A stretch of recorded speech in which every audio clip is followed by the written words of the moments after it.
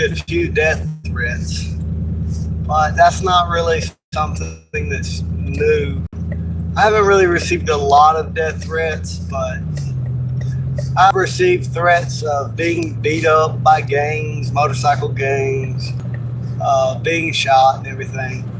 And I don't take it too seriously because, I'm 38 and there's been a few death threats sprinkled out throughout my life, and nothing has ever come of it. And, most of the time people are just talking, they're not going to do nothing. But sometimes they will, And when people try to shut people up, not by proving them wrong, not by debate, but by censoring people or by murdering people, normally what happens after that is people become a lot more interested in the things people were saying after they're dead than while they were alive. And take Charlie Kirk, for example. He already had a massive following, but now there's a lot more people watching his videos than before. And I'll give an even better example, Jesus Christ. A whole religion come up where they didn't like the things that Jesus was saying. And so they decided to kill Jesus. And then after they had killed Jesus, his disciples had memorized a lot of his sayings and went around teaching people. And then they didn't like that his disciples was teaching people what Jesus said. So they began to hunt them down and kill them as well. And the process just repeated itself. Even more people become interested. And so someone reporting my Facebook or reporting my channel or threatening me with death threats or something like that, that's not going to change my opinion. And it's also not going to really get me to be quiet, because it's not really about the laws that are in your government, whether you have free speech or not. It's really about how much courage you have. Are you willing to pay the price? And if you're willing to pay the price, then you can say whatever you want to say. So, to the people who've told me to shut the hell up or they're going to kill me, you really would have to kill me. I just really am not going to quit. Now, I'm also not going to just go on about the same thing forever. I know I've been talking a lot about Israel, and I'm a firm believer that you have to build the good. You can't just focus on tearing down the evil. You have to actually build the good too, So like today, I'm watering my peach trees. I'm planning, I'm just planning to get ready for the winter, to get the greenhouse going, to bring in the small coffee plants and orange trees and the chickens and stuff.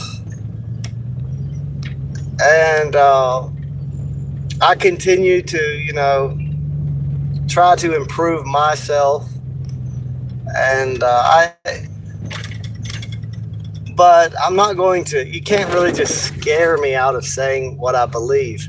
And the fact that people try, it makes me want to say it more. It doesn't really have the effect of making me want to say it less. So some people that will work. One time I was banned from Google and all their services for over a month. So I couldn't use almost anything on my Android phone. And so, that was massively inconvenient. But I went back to saying the same stuff. And if you delete my account, I can make another one. And I'm just not going to live in fear. I'm not going to let other people control me by making threats. Most people don't follow through with their threats.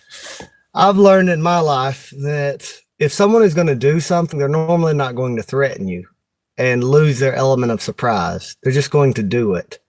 Most threats are hollow, and they're trying to scare you from doing this or that. And they're normally not going to do anything. They're normally not going to make good on their threat.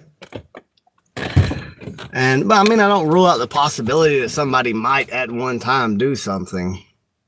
But it actually helped my message more than if they didn't, because then people would be being more curious. Which I'm not, what's the word? I'm not suffering from this hubris. I know that very few people see anything I say on Facebook or YouTube. It's not like I've got hundreds of thousands of subscribers or anything.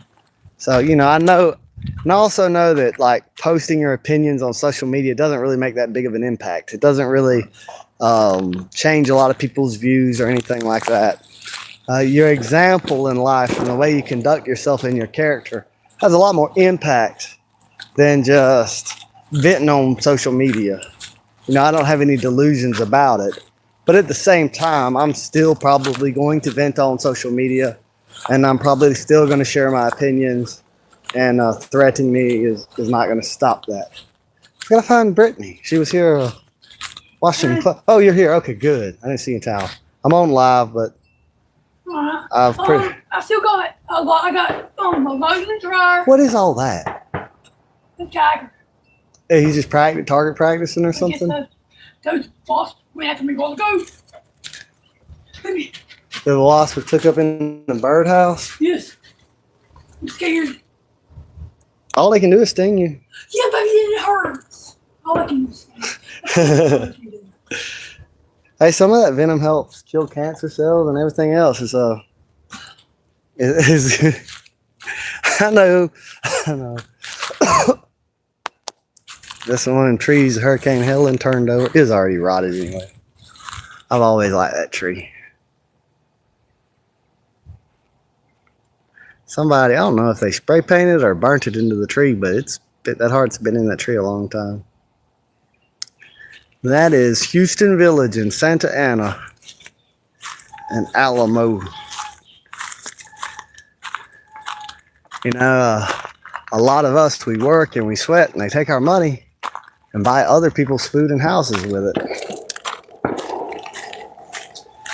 You don't have to worry about any popping. Like when you hear guns like that, that's not the scary thing. The scary thing is when you hear that I can't really make the sound with my mouth, but if you've ever had a bullet go by you, and I've had a few go by me, it just instantly makes you fall down to the ground. You ain't even got to think about it. It's the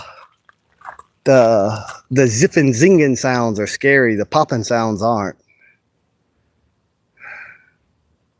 I mean, it scares some people, but you just kind of get used to it. Well, I'm gonna go. I got stuff to do.